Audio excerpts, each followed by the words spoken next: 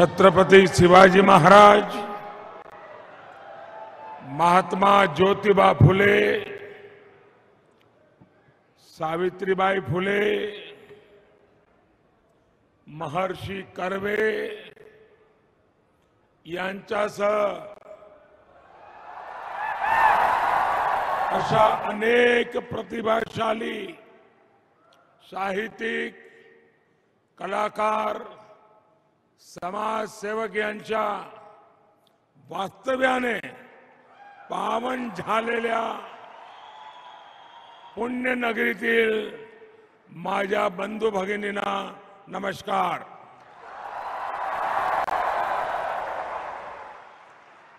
इस कार्यक्रम में उपस्थित महाराष्ट्र के गवर्नर श्रीमान भगत सिंह कोश्यारी जी, केंद्रीय मंत्रिमंडल में मेरे साथी रामदास अठावले जी, उप मुख्यमंत्री श्री अजीत पवार जी, महाराष्ट्र सरकार के अन्य मंत्रीगण, पूर्व मुख्यमंत्री श्री देवेंद्र फडणवीस जी, संसद में मेरे साथी प्रकाश जावड़ेकर जी, अन्य सांसदगण, विधायकगण, पुणे के मेयर मुरलीधर मोहोल जी, पिंपरी चिंचवड़ की मेयर श्रीमती माई धोरे जी, यहां उपस्थित अन्य सभी महानुभाव, देवी और सज्जनों, इस समय देश आजादी के 75 वर्ष निमित्त आजादी का अमृत महोत्सव मना रहा है. भारत की आजादी में पुणे का ऐतिहासिक योगदान रहा है. लोकमान्य तिलक, चापेकर बंधु, गोपाल गणेश अगरकर,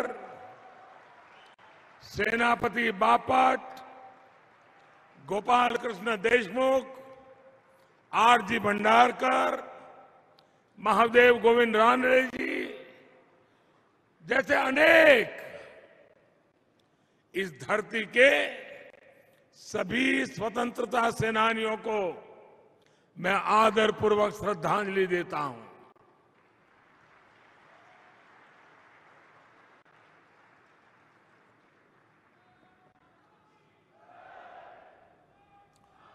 आज महाराष्ट्र के विकास के लिए समर्पित रहे रामभाऊ माडगी जी की पुण्यतिथि भी है. मैं आज बाबा साहब पुरंदरे जी को भी आदरपूर्वक याद कर रहा हूं. कुछ देर पहले ही मुझे छत्रपति शिवाजी महाराज की भव्य प्रतिमा का लोकार्पण करने का सौभाग्य मिला है.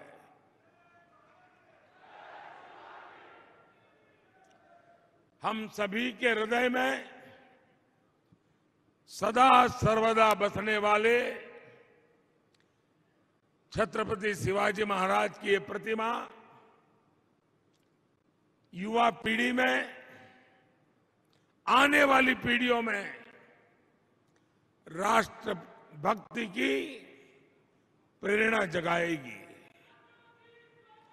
आज पुणे के विकास से जुड़े अनेक अन्य प्रकल्पों का उद्घाटन और शिलान्यास भी हुआ है. ये मेरा सौभाग्य है कि पुणे मेट्रो के शिलान्यास के लिए आपने मुझे बुलाया था और अब लोकार्पण का भी आपने मुझे अवसर दिया है.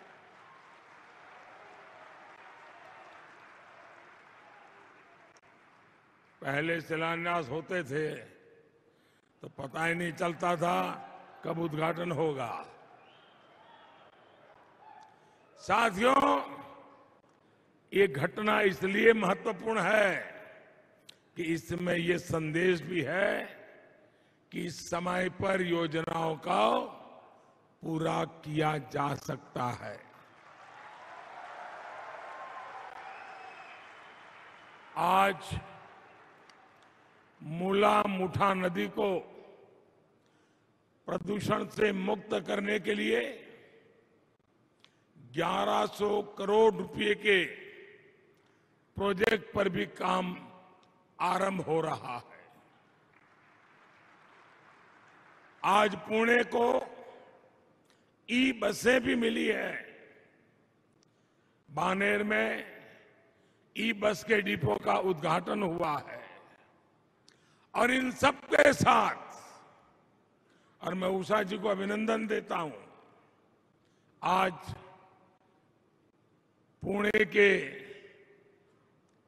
अनेक विविधता भरे जीवन में एक सुहाना तोहफा आर के लक्ष्मण जी को समर्पित एक बेहतरीन आर्ट गैलरी म्यूजियम भी पुणे को मिला है।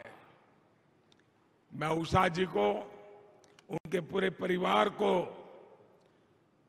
क्योंकि मैं लगातार उनके संपर्क में रहा हूं, उनका उत्सव, एक मन में लगन और काम को पूरा करने के लिए दिन रात जुटे रहना, मैं वाकई पूरे परिवार का, उषा जी का अभिनंदन करता हूं।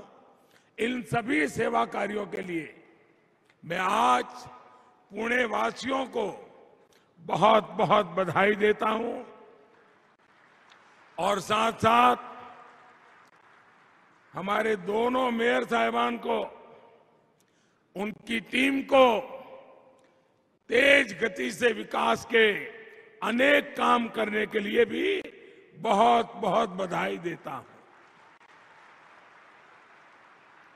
भाई और बहनों, पुणे अपनी सांस्कृतिक, आध्यात्मिक और राष्ट्रभक्ति की चेतना के लिए मशहूर रहा है और साथ ही पुणे ने education, research and development, IT और ऑटोमोबाइल के क्षेत्र में भी अपनी पहचान निरंतर मजबूत की है।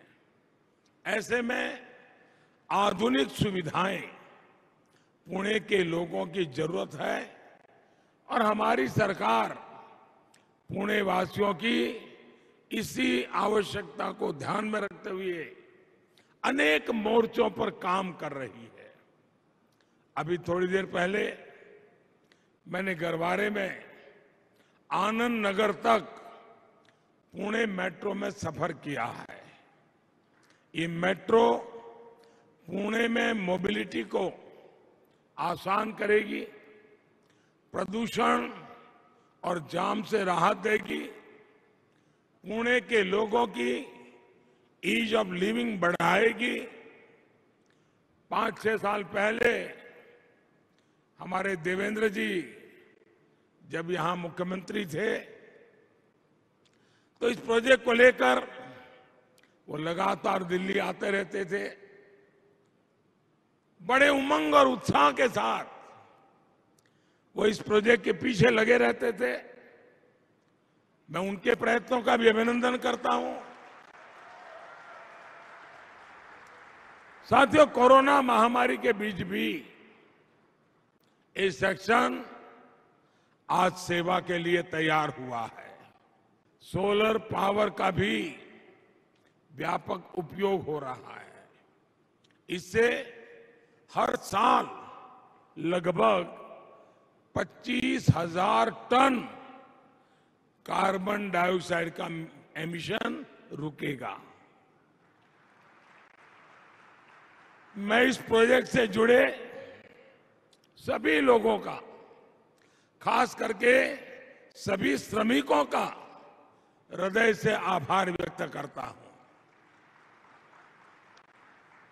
आपका ये योगदान पुणे के प्रोफेशनल्स, यहां के स्टूडेंट्स, यहां के सामान्य मानवी को बहुत मदद करेगा। साथियों, हमारे देश में कितनी तेजी से शहरीकरण हो रहा है, इससे आप सभी भली भांति परिचित है। माना जाता है कि साल 2030 तक हमारी जनसंख्या, शहरी जनसंख्या 60 करोड़ को पार कर जाएगी।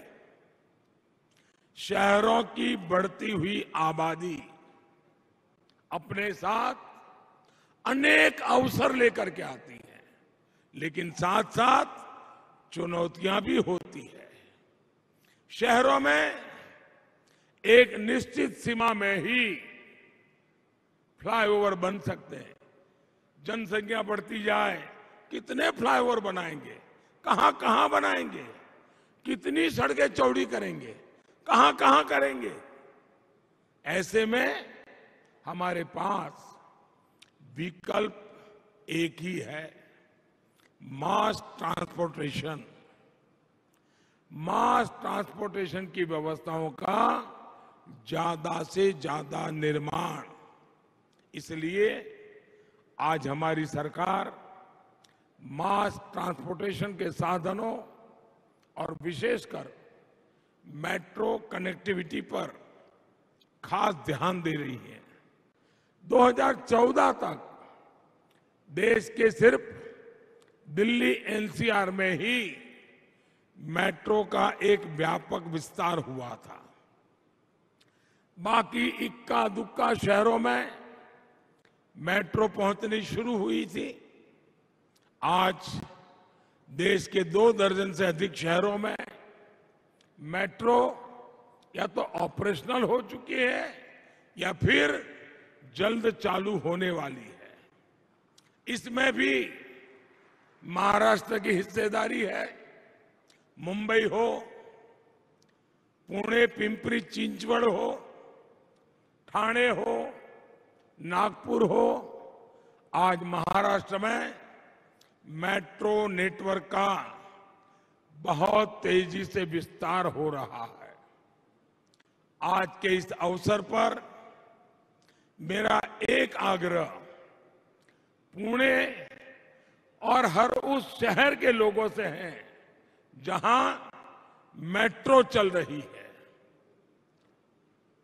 मैं प्रबुद्ध नागरिकों से विशेष आग्रह करूंगा, समाज में जो बड़े लोग कहे जाते हैं उनसे मैं विशेष आग्रह करूंगा कि हम कितने ही बड़े क्यों ना हुए हो, मेट्रो में यात्रा की आदत समाज के हर वर्ग को डालनी चाहिए। आप जितना ज्यादा मेट्रो में चलेंगे उतना ही अपने शहर की मदद करेंगे। भाई और बहनों, 21वीं सदी के भारत में हमें अपने शहरों को आधुनिक भी बनाना होगा और उनमें नई सुविधाएं भी जोड़नी होगी। भविष्य के भारत के शहर को ध्यान में रखते हुए हमारी सरकार अनेकों परियोजनाओं पर एक साथ काम कर रही है। हमारी सरकार का प्रयास है कि हर शहर में ज्यादा से ज्यादा ग्रीन ट्रांसपोर्ट हो, इलेक्ट्रिक बसों हो, इलेक्ट्रिक कारें हो, इलेक्ट्रिक 2 पहिया वाहन हो। हर शहर में स्मार्ट मोबिलिटी हो, लोग ट्रांसपोर्ट सुविधाओं के लिए एक ही कार्ड का इस्तेमाल करें। हर शहर में सुविधा को स्मार्ट बनाने वाले integrated command and control centre हो। हर शहर में सर्कुलर इकोनॉमी को मजबूत बनाने वाला आधुनिक वेस्ट मैनेजमेंट सिस्टम हो, हर शहर को वाटर प्लस बनाने वाले पर्याप्त आधुनिक सीवेज ट्रीटमेंट प्लांट हो, जल स्रोतों के संरक्षण का बेहतर इंतजाम हो, हर शहर में वेस्ट टू वेल्थ क्रिएट करने वाले गोबर्धन प्लांट हो, बायोगैस प्लांट हो, हर शहर एनर्जी एफिशिएंसी पर जोर दें, हर शहर की स्ट्रीट लाइटें स्मार्ट एलईडी बल्ब से जगमगाए। इस विजन को लेकर हम आगे बढ़ रहे हैं। शहरों में पेयजल और ड्रेनेज की स्थिति को सुधारने के लिए हम अमृत मिशन को लेकर के अनेक विध इनिशिएटिव लेकर के चल रहे हैं। हमने रेरा जैसा कानून बनाया ताकि जो मध्यम वर्ग के परिवार कभी इस कानून के अभाव में परेशान होते थे, पैसे देते थे, सालों निकल जाते थे, मकान नहीं मिलता था, उन सारी समस्याओं का समाधान जो कागज में बताया जाता था वो मकान नहीं होता था, बहुत सारी अव्यवस्थाएं होती थी। एक प्रकार से हमारा मध्यम वर्गीय परिवार जो जिंदगी की बहुत बड़ी पूंजी से अपना एक घर बनाना चाहता है, वो घर बनने से पहले ही अपने साथ चीटिंग हुआ महसूस करता है। इस मध्यम वर्ग के लोगों को, घर बनाने वाली इच्छा रखने वालों को सुरक्षा देने के लिए ये रेरा का कानून बहुत बड़ा काम कर रहा है। हम शहरों में विकास की स्वस्थ प्रतिस्पर्धा भी विकसित कर रहे हैं ताकि स्वच्छता पर स्थानीय निकायों का पूरा फोकस रहे। अर्बन प्लानिंग से जुड़े इन विषयों पर साल के बजट में भी ध्यान दिया गया है। भाई और बहनों, पुणे की पहचान ग्रीन फ्यूल के सेंटर के रूप में भी सशक्त हो रही है। प्रदूषण की समस्या से मुक्ति, कच्चे तेल के लिए विदेशी निर्भरता को कम करने और किसानों की आय बढ़ाने के लिए हम इथेनॉल पर, बायोफ्यूल पर फोकस कर रहे हैं। पुणे में बड़े स्तर पर इथेनॉल ब्लेंडिंग से जुड़ी सुविधाएं स्थापित की गई है।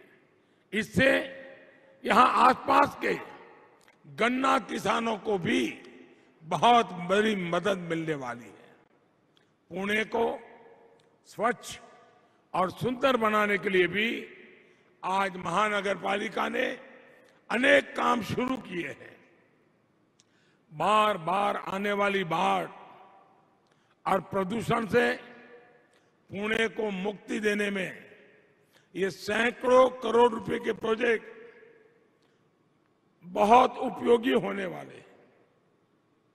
मुला मुठा नदी की साफ सफाई और सौंदर्यीकरण के लिए भी पुणे महानगर पालिका को केंद्र सरकार पूरा सहयोग दे रही है।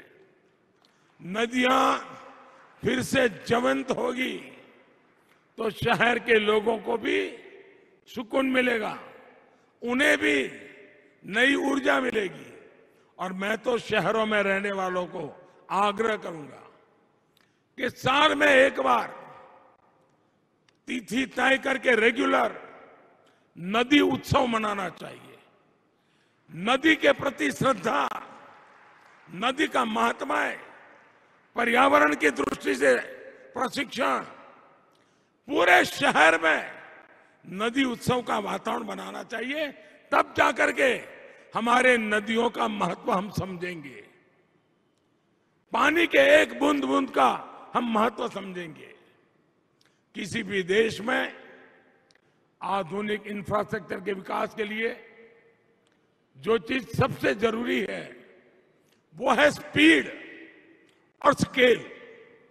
लेकिन दशकों तक हमारे यहां ऐसी व्यवस्थाएं रही कि अहम परियोजनाओं का पूरा होने में काफी देर हो जाती थी। ये सुस्त रवैया देश के विकास को भी प्रभावित करता रहा है। आज के तेजी से बढ़ते हुए भारत में हमें स्पीड पर भी ध्यान देना होगा और स्केल पर भी। इसलिए ही हमारी सरकार ने पीएम गति शक्ति नेशनल मास्टर प्लान बनाया है। हमने देखा है कि अक्सर परियोजनाओं में देरी की वजह होती है अलग अलग विभागों में, अलग अलग मंत्रालयों में, सरकार में तालमेल की कमी। इस वजह से होता ये है कि जब वर्षों के बाद कोई परियोजना पूरी होती है तो वो आउटडेटेड हो जाती है, उसकी प्रासंगिकता ही खत्म हो जाती है।